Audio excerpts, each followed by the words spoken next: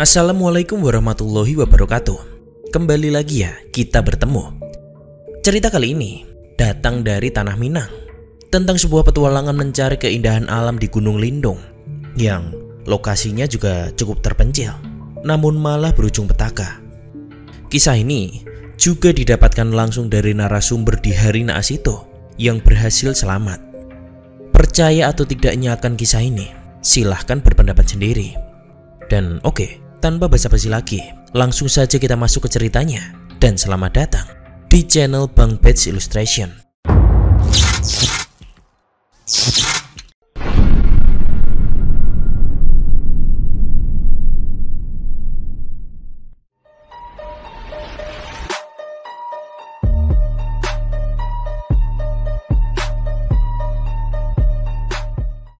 Kalian udah tahu kan kabar air terjun yang lagi rame yang ada di Gunung Lindung itu? Rehan membuka pembicaraan. Dari tadi kita juga lagi ngomongin itu, jawab si Rahman. Rencananya besok mau main ke sana, ujar si Uco. Justru aku yang mau ngajakin kalian ke sana, jawab Rehan lagi. Aduh, besok jam 7 pagi kita ngumpul aja di rumah Muhan. Dan juga harus izin ke orang tuamu dulu ya, ucap si Yogi. Saya ikut aja, si Andi ikutan nimbrung. Kelima sahabat ini sedang berada di kantin sekolah dan sedang beristirahat. Mereka berlima sepakat untuk pergi berlibur di hari Minggu besok. Berliburnya juga berenang ke air terjun yang sedang populer di kotanya saat itu, karena memang pihak pariwisata belum lama ini telah membukanya. Rahman, Yogi, Ucok, dan juga Yandi adalah anak kelas 3 SMA. Dan hanya Rehanlah yang masih beda kelas. Dia baru kelas 2. Suara bel sekolahan menandakan jam istirahat telah usai, dan mereka berlima pun bubar untuk masuk ke kelas mereka masing-masing. Singkat cerita, jam sekolah pun telah usai. Semua siswa pulang ke rumahnya. Begitu pula dengan Rehan. Dia langsung pulang ke rumah. Assalamualaikum, ucap salam Rehan. Waalaikumsalam, jawaban barengan ibu dan ayah Rehan, yang kebetulan mereka sedang duduk di ruang tamu sambil nonton televisi. Rehan pun langsung masuk dan mencium tangan kedua orang tuanya. Lah, tumben bapak udah pulang? Tanya Rehan penasaran. Hari ini libur Han, bapak kurang enak badan, jawab bapak Rehan. Kalau gitu, namanya bukan libur pak, tapi sakit, ucap Rehan lagi. Ganti dulu bajumu terus makan, itu ibu udah masak, ucap sang ibu menyuruh Rehan untuk segera makan. Rehan pun segera masuk ke dalam kamar, dan setelah ganti baju, ia langsung ke dapur. Selang beberapa saat setelah beres makan, Rehan pun bergabung kembali ke ruang tamu.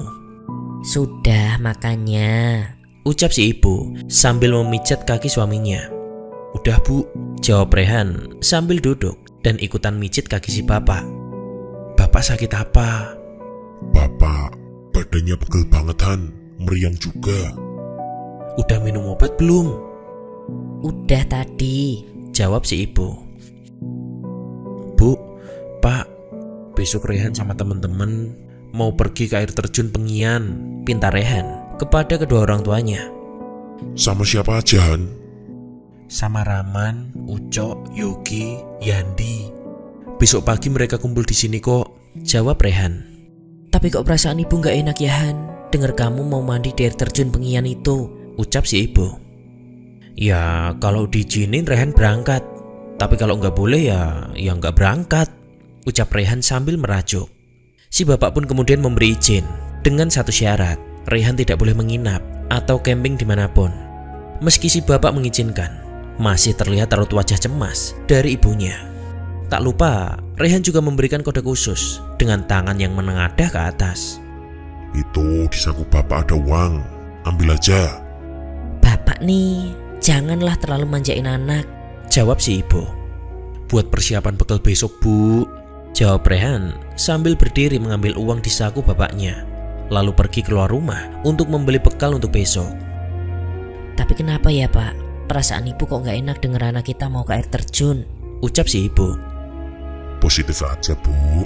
Singkat cerita, hari pun berganti, dan tepat jam 7 pagi, keempat sahabatnya datang ke rumah Rehan. Ibu dan bapak Rehan langsung menerima mereka karena kebetulan mereka berdua memang sedang duduk di kursi teras rumah. Rehannya ada, Pak? Tanya si Yogi. Ada, di dalam. Lagi siap-siap kayaknya. Kalian ini mau kemana? Ke air terjun, Pak. Jawab si Ucok. Kalian jangan nakal ya. Hati-hati main airnya. Iya, Pak. Jawaban barengan dari mereka berempat. Bu, Pak, pamit dulu ya, ucap Rehan yang sudah siap dan meminta restu kedua orang tuanya. Hati-hati ya Han, jangan terlalu asik main airnya. Juga jangan macem-macem saat main di sana, ucap si ibu. Siap. Jawaban serentak dari mereka berlima dan mereka pun berangkat. Perasaan seorang ibu sangatlah sensitif dan kuat karena memang kepergian mereka berlibur saat itu adalah liburan terakhir mereka. Dengan hati yang riang gembira, kelima sahabat itu memulai perjalanan dengan menaiki 2 sepeda motor. 1 boncengan berdua dan 1 lagi boncengan bertiga. Penatnya sekolah selama 6 hari serasa hilang saat mereka memulai perjalanan berlibur ke air terjun itu. 2 jam lebih perjalanan mereka lalui untuk bisa sampai ke tempat tujuan dengan menggunakan sepeda motor. Hingga akhirnya mereka sampai ke tempat kampung terakhir sebelum air terjun. Setelah motor diparkirkan dan dititipkan ke salah satu rumah warga, mereka berlima melanjutkan perjalanan dengan berjalan kaki. Dari parkiran untuk sampai air terjun memerlukan waktu kurang lebih 20 menit. Hingga akhirnya mereka berlima sampai juga ke air terjun yang ingin mereka tuju. Tanpa ada instruksi, semua pakaian dilepas dan hanya Rahman saja yang tidak membuka bajunya. Ternyata Rahman lupa tidak membawa baju. Saya nonton aja, ucap Rahman di saat mereka membuka pakaian sambil merajuk. Lah, emang kamu gak bawa baju ganti? Tanya si Yandi. Iya nih, saya lupa, jawab Rahman sambil mengusap pundaknya. Udah, basah-basahan aja, ajak si Ucok. Enggak, nanti sakit. Orang besok juga mau ada ujian, jawab si Rahman. Yaudah, tungguin baju kita aja, ucap si Rehan. Iya, mau gak mau, saya cuma liatin kalian, jawab Rahman dengan kesal. Setelah mengganti baju, mereka berempat pun langsung mandi dan main di bawah air terjun itu. Kayaknya akar pohonnya kuat deh dipakai buat lompat, ucap si Rehan. Iya nih kayaknya, jawab si Ucok. Rehan pun mencoba duluan memanjat akar dekat air terjun untuk melompat dan ternyata akarnya memang kuat. Dan akhirnya mereka berempat bersenang-senang mandi di air terjun sembari melompat dari tempat yang cukup tinggi. Hanya Rahman yang tidak bisa ikut bersenang-senang. Dia hanya bisa melihat keasikan teman-temannya dari pinggir air terjun. Dan juga tidak ada yang aneh ketika mereka bermain, naik turun akar pohon untuk melompat ke bawah. Sangat bahagia dari ekspresi mereka. Setelah hampir 2 jam bermain air, mereka mulai merasa lapar. Woi, makan dulu yuk, udah siang, teriak si Rahman dari pinggir air terjun. Ya yuk, kita juga udah lapar, jawab si Rehan. Dan mereka berempat pun berhenti sejenak untuk berjalan ke pinggir dan makan bekal yang sudah disiapkan. Semua makan dengan sangat lahap karena kedinginan juga saat bermain air. Hanya Rahman yang ketus mukanya karena dia tidak merasakan keasikan itu. Penyakitmu dari dulu Man, kalau kemana-mana pasti ada yang lupa, ucap Rehan sambil makan snack. Tadi sih si Ucok nyuruh buru-buru, jawab Rahman dengan kesal. Lah kok nyalain saya? Tadi kan saya udah ingetin sebelum berangkat, baju jangan lupa. Ingat toh kamu? Jawab si Ucok. Perasaan saya udah saya masukin itu baju, tapi kok bisa lupa? Jawab Rahman dengan kesal. Ya udah, kalau mau mandi, nih pakai bajuku aja, jawab Yandi sambil meledek. Mana muat, tubuhmu tuh kecil, bentak Rahman setengah marah. Biasa aja kali, ucap si Yandi. Apaan sih kok malah bertengkar? Rehan memisahkan obrolan mereka yang mulai menggunakan nada tinggi. Si Yogi menggigil kedinginan. Wajahnya sangat pucat dan giginya juga bergetar hebat sambil memeluk tubuhnya sendiri. Ki, kamu kenapa? Tanya mereka berempat bersamaan. Hanya geretekan gigi yang dijawab oleh Yogi. Dia kedinginan ini, mana baju gantinya? Ucap si Rahman. Rehan segera membuka tas ranselnya dan membawakan baju kering milik Yogi.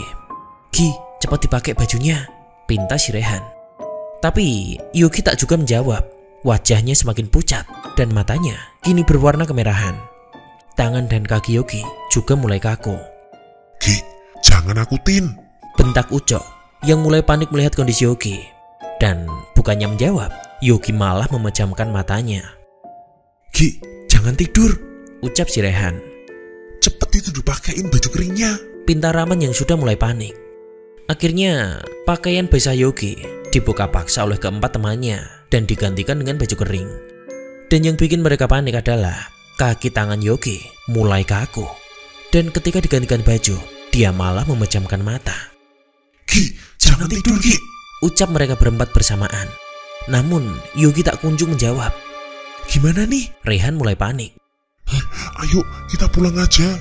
Ucap si Ucok. Ki, bangun Ki.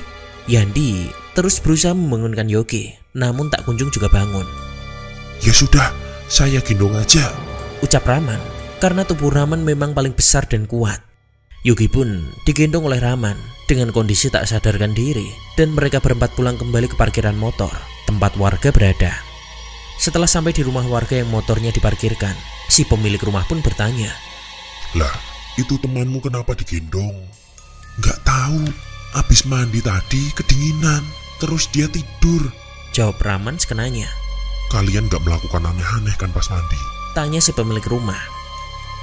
Enggak kok pak, cuma mandi. Jawab si Rehan. Pemilik rumah itu pun penasaran dan melihat kondisi Yogi. Dia juga berusaha membangunkannya, namun Yogi tak kunjung bangun. Loh, lah ini gimana? Dia nggak mau bangun. Ucap si pemilik rumah.